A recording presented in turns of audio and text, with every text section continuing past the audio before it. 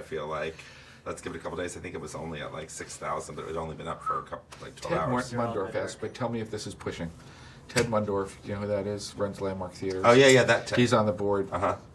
Offered a screen at the Landmark for the night after the premiere, 300. Like if I don't know if we can do that as an auction item. Not an auction item, but just But like just as could they sell tickets to that for a film? Is that too much? We can ask. Right. I mean, it's not to me, but we can ask. I mean, if we don't hit we have to hit this. We're in such trouble. I know. I thought we would hit it, so I don't know why it's. But I think it's because it just got there. Right. Derek, if I could have you slate, please, then you have 8 minutes. Hi, it's Eric, generic for Summit. Whenever you're ready. So, Bill, coming aboard these movies. Oh, not that question. Oh, God! It is every Is that time the first question you get out the of boring everyone? people, It is? and then all the good ones don't ask that. But we've been joking about it all day. Really? But I think it's the one that because I'm doing it for other people who aren't Okay. here, who are Okay. around the country. I'm Right. like, there's the questions that I would ask. Right. I'm trying to at least cover at the beginning Right. the ones I think people want to know. Right. No, it was definitely a challenge. Well, also, I You don't think in even some have to ways it's like complete a Bond movie, you know? I mean, Right, the right. Bond movie, the movie's always changed, and you kind of inherit. Yeah. There's certain things you inherit, Right. and that gives you some sort of creativity within confines, and then there's Right. things that you get to go off and do, Yeah, like yeah. cast 20 new vampires. Right. No, exactly. I think what was interesting here, first of all, I like the fact that all the previous movies had different directors, with very different styles, and here it was a chance to make 2 movies which were very different, just one to the other, But yeah, I think what was exciting about Breaking Dawn 2 was that this was a chance to work with a new cast. We cast, 30-some new vampires, and that kind of brought a new energy to the whole experience.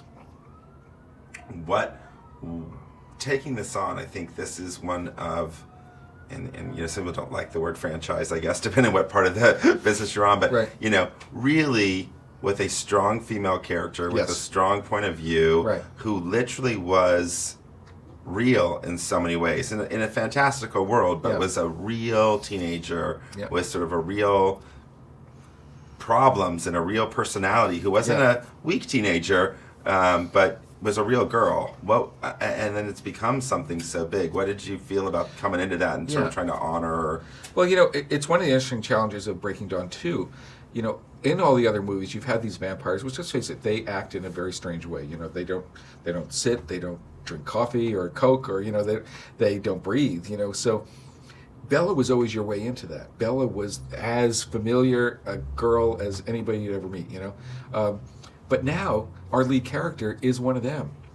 So this is a different experience entirely. But I think it's really something Kristen worked hard at.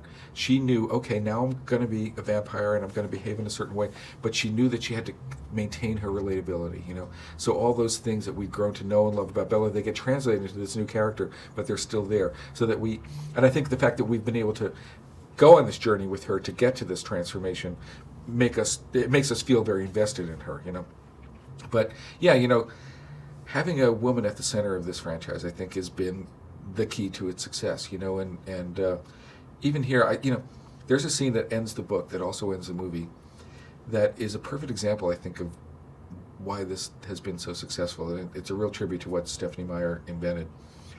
Edward became interested in Bella because he couldn't read her. When he first met her, he couldn't immediately understand, which is kind of a good metaphor for, when you get romantically attracted to somebody, it's because there's some mystery to them, that you want to solve.